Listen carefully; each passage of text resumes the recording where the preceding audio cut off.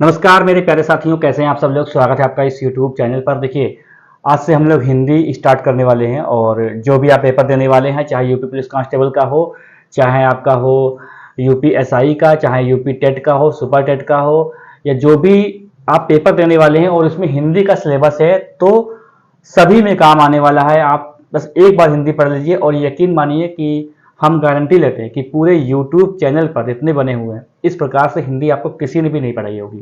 ठीक है, क्योंकि पहली बात तो जिसने पढ़ाई होगी वो पैड ग्रुप में पढ़ाई होगी और इतना डिटेल में नहीं पढ़ाया होगा। ठीक है, तो जो भी कुछ हम जानते हैं, काफ़ी साल का एक्सपीरियंस है पढ़ाने का। ठीक है, तो हम सभी कुछ आपको देने वाले हैं, जो भी हम जानते हैं, कुछ भी नहीं रखेंगे अपने पास। तो जो भी कुछ है वो सब ले लीजिए। ठीक है, और हमेशा के लिए काम आने वाला है। तो चैनल पर जो लोग नए हैं वो कृपया सब्सक्राइब कर लें, बेल आइकन दबा दें, जिससे वीडियो को नोटिफिकेशन मिलता रहे।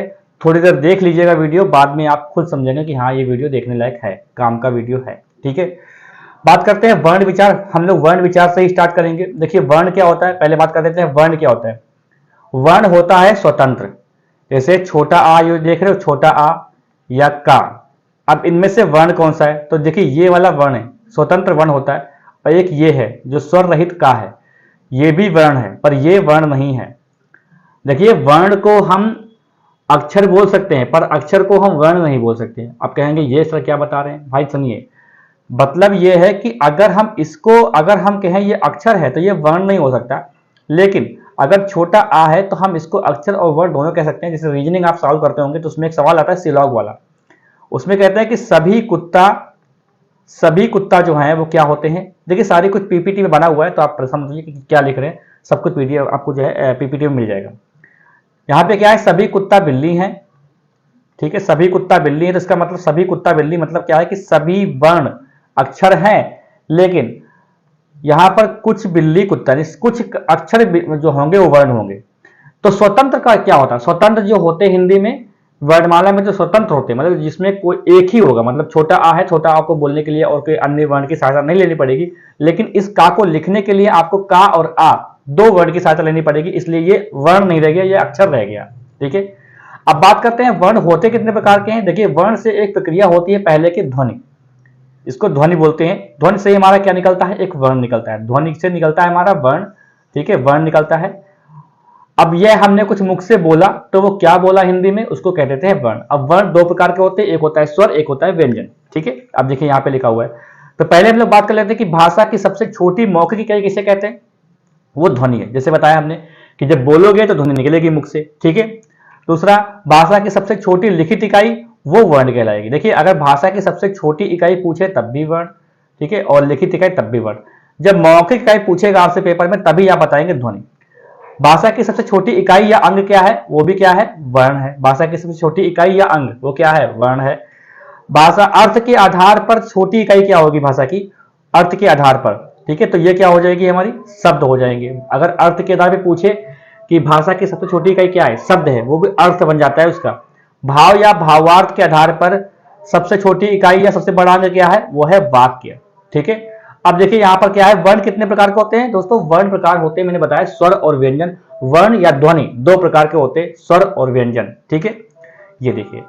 अब देखिए स्वर की संख्या कितनी होती है, पहले हम इस पर डिस्कस कर लेते हैं। देखिए, बहुत ध्यान से देखिएगा हर चीज को। देखिए, जैसे छोटा आ लिखते हैं, छोटा आ, बड़ा आ, छोटी ई, बड़ी ई, छोटा ऊ, बड़ा ऊ, री, ए, आए, ओ और औ, ये हमारे स्वर होते हैं। ठीक है, अगर आपने देखा होगा कभी बचपन में, अभी भी याद हल्का हल्का आपको याद होगा, तो आप ये भी देखते होंगे, ये और एक ये लिखा होता है, अंग और आ। तो देखिए दोस्तों, ये स्वर बिल्कुल भी नहीं होते हैं। ठीक है, देखिए कुछ फालतू की बात हम लोग करेंगे नहीं, हंसी मजाक करेंगे, सीरियसली टाइप से पढ़ेंगे ना, जल्दी जल्दी, बहुत लंबा वीडियो नहीं बनाने की कोशिश करेंगे। ठीक है, तो अब जैसे जो यही जो चीजें मैं पढ़ाता हूँ ना क्लास में कहीं, तो वहां पर इसमें कम से कम 2 से 3 क्लास लग जाती हैं, क्योंकि वहां पर कुछ क्वेश्चन भी होते हैं, क्लास क्वेश्चन भी होते हैं। ठीक है, लेकिन यहाँ पर क्या है, सीधे सीधे हम लोग पढ़ते रहेंगे और इसकी पीडीएफ पूरी बनी हुई है, पूरी पीपीटी बनी हुई है। तो देखिए दोस्तों, अगर हम बात करते हैं स्वर की संख्या अगर पूछे तो हमें हिंदी का पेपर अगर देना है तो हम लगाएंगे 11, कोई बिना संकोच करे। संस्कृत में एक स्वर और होता है, ये री वाला होता है, एक लिरी होता है, एक होता है लिरी, ऐसे 2 करके होते हैं। तो संस्कृत में अगर देखें तो 11 ऊपर वाले हो जाएंगे, एक 12, एक 13। एक ये भी होता है, किसी किसी किताब में ये भी होता है 14 होते हैं। तो हमें क्या करना होगा, हमें 11 लगाने होंगे स्वर। स्वर की संख्या कितनी होती है हिंदी में? 11 होती है। आइए देख लीजिए, देखिए लिखा हुआ है। लेकिन अगर हम उच्चारण के स्थान पे अगर बात करें कि उच्चारण के स्थान पर हिंदी में स्वर कितने हैं, तो हम आपको बता दें कि यहां पर जो री देख रहे हो, री, इस री को हम फिर काउंट नहीं करते। पता क्यों नहीं काउंट करते? क्योंकि ये जो री होता है ये हमारा इस प्रकार से लिखते हैं, तो हमें लगता है कि री ये वाला है। तो उच्चारित करने में री का जो स्वर होता है वो रा और छोटी की मात्रा लग के आती है, इसलिए उच्चारण के आधार पर अगर पूछे आपसे स्वर कितने होते हैं तो हमारे 10 होते हैं। ठीक है। और मूल स्वर की संख्या कितनी होती है, यानी संस्कृत में स्वर कितने होते हैं हमारे? वो होते हैं 13। ठीक है। अगर हिंदी का पेपर दे रहे हैं तो मूल स्वर अगर आए, ध्यान से सुनिए, अगर पेपर आप हिंदी का दे रहे हैं और अगर मूल स्वर की संख्या है तो पहली बात 13 तो ऑप्शन में होगा नहीं, ऑप्शन में होगा 4, तो 4 लगा देना होगा। ठीक है। अभी देखते हैं कैसे। देखिए, मात्रा व उच्चारण में लगने वाले समय पर तीन भेद होते हैं। स्वर के कितने भेद होते हैं? मात्रा व उच्चारण में लगने वाले समय के आधार पर स्वर के 3 भेद होते हैं। देखिए, एक क्वेश्चन बनता है कि मात्रा किसे कहते हैं। ठीक है। देखिए, पसीना आ रहा होगा इसलिए पंखा का सब बंद कर रखा है। ठीक है। देखिए, मात्रा के जो मात्रा किसे कहते हैं, तो ये क्वेश्चन बना है पेपर में। इसका मतलब होता है स्वर में लगने वाले, स्वर के उच्चारण में लगने वाले समय को मात्रा कहते हैं। जैसे आ ई, तो जो समय लग रहा है ना, इसी को बोलते हैं मात्रा। तो इसी में क्या है कि मात्रा व उच्चारण में लगने वाले समय के आधार पर स्वर को बांटा गया है 3 भागों में। कैसे कैसे? एक तो हर्ष होता है। हर्ष स्वर को क्या क्या कहते हैं? लघु, छोटा, एकमात्रिक, मूल स्वर। ठीक है। अब इसमें कौन से 4 आते हैं? छोटा। इसमें होता क्या है? देखिए, पहले तो हम बता दें स्वर की परिभाषा क्या होती है, क्योंकि बहुत लोग ये कह रहे होंगे सर आप ये स्वर की परिभाषा नहीं बता रहे।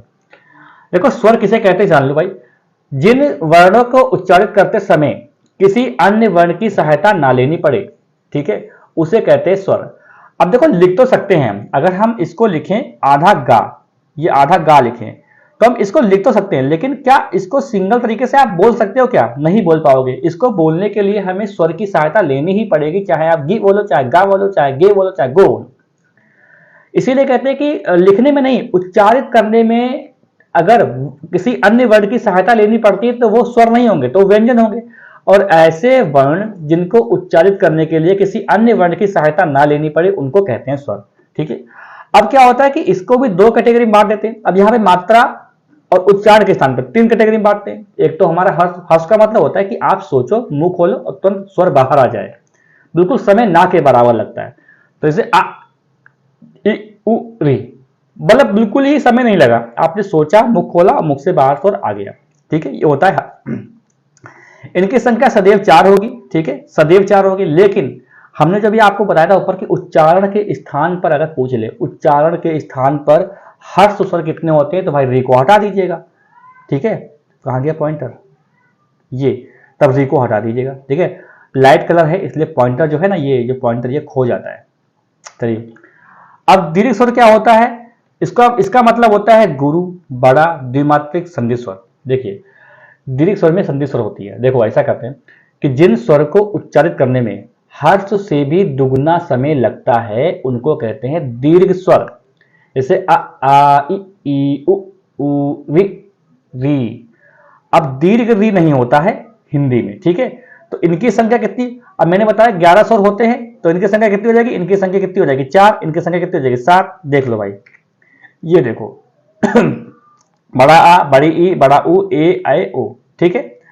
अब देखो यहां पर क्या होता है, एक छोटा सा कॉन्सेप्ट और होता है कि इन स्वरों को, ये जो ए, ऐ, ओ, औ है ना, इनको बोलते हैं संयुक्त स्वर। इनको क्या बोलते हैं हम लोग? इनको बोलते हैं हम लोग संयुक्त स्वर। संयुक्त स्वर बोलते हैं इनको। ठीक है। इनको क्या बोलते हैं हम लोग? संयुक्त स्वर बोलते हैं, क्योंकि ऐसा होता है कि ये मिलके बनते हैं।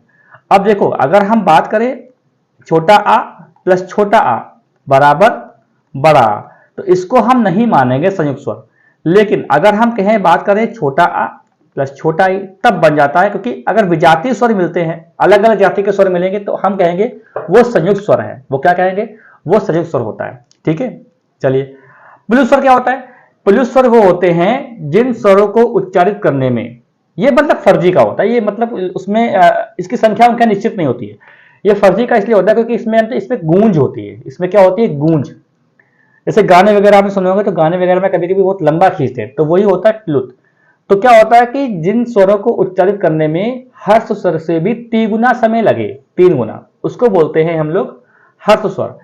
अब जैसे हम लिखे, इसका साइन क्या होता है, इसमें 3 बनाते हैं, जैसे कि आपने देखा होगा ओम, तो ओम कुछ ऐसे लिखते हैं। अब ये जो 3 देख रहे हो, इसका मतलब यह है कि ओ को हम 3 बार लेके जा रहे हैं ओम। अब जैसे देखो, अब 3 बार कैसे, अच्छा, अगर कोई कहे ओम और कोई कहे ओम और कोई 1 मिनट तक कहता है ओम, तो हम 3 बार ही इसकी मात्रा गिनते हैं। ऐसे जैसे कि कोई कहे कि 3 तक गिनती गिनेंगे हम, तब तक तुम भाग जाना, तो वो गिनती ऐसे गिन रहा है, 1, 2, 2.5, पौने 3, ठीक है, ऐसे गिन रहा है, मतलब 3 तक जा ही नहीं रहा, जब तक वो खत्म नहीं कर देगा तब तक वो 3 मात्रा होंगी नहीं, 3 मात्रा ही गिनी आती है इसकी, ठीक है। जैसे अब एक ही क्वेश्चन आता भी है कि ओम, ओम में कौन सा स्वर है, तो ओम में जो है प्लुस स्वर है, क्योंकि ओम को हम 3 गुना कह रहे हैं, ठीक है। जो तीसरी जो मात्रा होगी, तो तीसरी बार ओ होगा ना, वो हम कितनी भी देर बाद बोल सकते हैं, ओम। तो जहां पर मां से पहले हमने ओ खत्म किया, वही तीसरी मात्रा है, ठीक है। अब इसकी कोई देखो, इसको बनाते हैं हम लोग, जैसे कि कहा जाए राम, कहां गए थे इसे, राम, राम ऐसे भी कह सकते हैं और राम ऐसे भी लिख सकते हैं, राम कहां गए थे, राम पिताजी, पापा, है ना, लंबा लंबा खींचते तो वो क्या है, वही प्लस स्वर होता है, ठीक है। जीव की क्रियाशीलता के आधार पर स्वर के भेद, ये 2 होते हैं हमारे जीव की क्रियाशीलता। एक तो जीव के भाग के आधार पर, एक होता है मुख खुलने के आधार पर, ठीक है। देखो, जीव के भाग के आधार पर क्या है कि जैसे मान लो कोई जीव है ये, ठीक है, तो इसको 3 भागों में बांट देंगे हम लोग, 3 भागों में, एक होगा अग्र, एक होगा मध्य, एक होगा पश्चिम। तो ये प्रैक्टिकल थोड़ा करना बहुत मुश्किल होता है, इसमें दिमाग हम लोग नहीं लगाएंगे, ठीक है। जीव के भाग के आधार पर अगर स्वर देखिए 3 प्रकार से बांटते हैं, क्योंकि 11 स्वर के साथ ही हमें खेलना होता है, ठीक है। देखिए आज का जो वीडियो रहेगा ना, वो हम लोग ज्यादा लंबा नहीं बनाएंगे, थोड़ा सा छोटा वीडियो होगा, व्यंजन को हम लोग बाद में देख लेंगे, खाली हम लोग स्वर पे ही फोकस रखेंगे, यार छोटा सा वीडियो बनाते हैं, देखते हैं आपका रिस्पॉन्स कैसा आता है, ठीक है। क्योंकि पहली क्लास है तो पहली क्लास ज्यादा लंबा नहीं खींचेंगे, ठीक है। तो अगर जीव के भाग के आधार पर हम स्वर को देखें, 3 प्रकार से बनता है, एक तो अग्र भाग हो जाएगा, मध्य भाग हो जाए, पश्चिम भाग हो जाए। हम याद कैसे करना, देखो हमें याद कैसे करना है, इसको याद करना सिखाते हैं। ये लिखा हमने अग्रभाग, ये क्या लिखा हमने, ये लिखा हमने अग्रभाग, और ये लिखा हमने मध्य भाग, ठीक है, ये हमने मध्य भाग लिखा, और ये लिखा हमने पश्चिम भाग। बस हमें एक चीज याद रखनी है कि हमें स्टार्ट कहां से करना, हमें कैसे याद करेंगे ये। देखो मध्य भाग में क्या होता है, हम खाली एक याद रखेंगे, वो याद रखेंगे छोटा आ, हम छोटा आ को याद रखेंगे कि एक छोटा आ होता है, उसका याद रखेंगे। बाकी हम ऐसे देख लेंगे, यहां पर देखो ऐसे देख लेंगे, 1, 2, 3। अब देखो छोटा आ जो है, छोटा आ की आकृति कैसी बनी, इससे बनी, 3 से बनी है।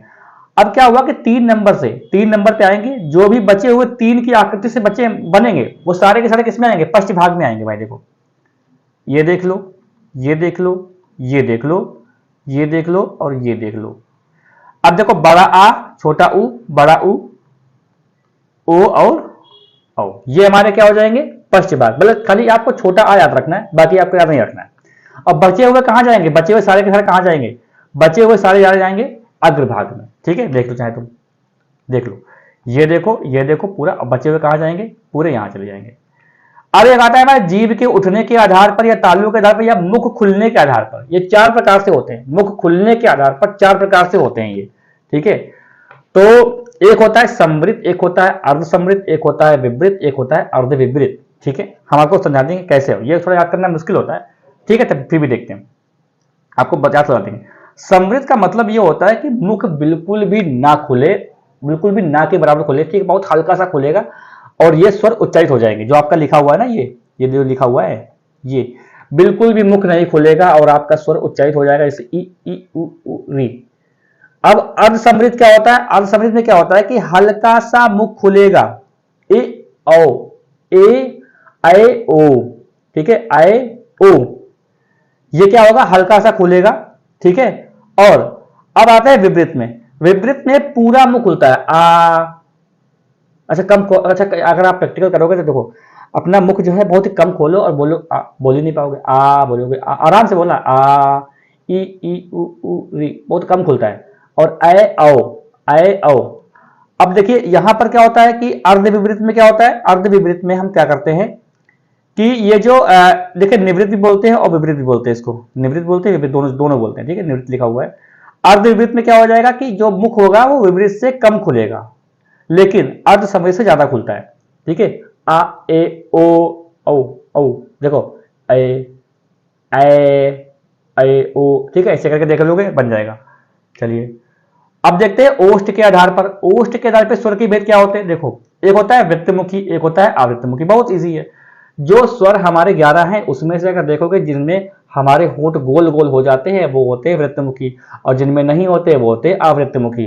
जैसे ऊ ऊ, जैसे देखो यहाँ पर लिखा है ऊ ऊ ओ आओ, आवृत्तमुखी देखो आ ई री ए ऐ।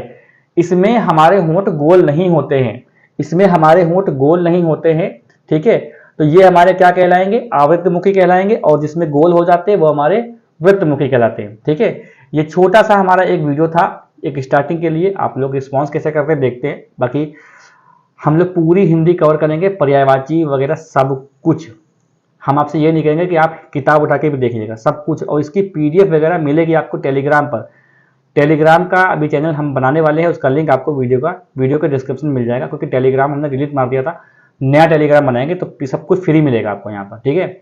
अपने साथियों को वीडियो को खूब शेयर कीजिएगा, वीडियो को लाइक कर दे। कोई डाउट है तो कमेंट बॉक्स में कमेंट कर सकते हैं, और मिलते हैं नेक्स्ट वीडियो में।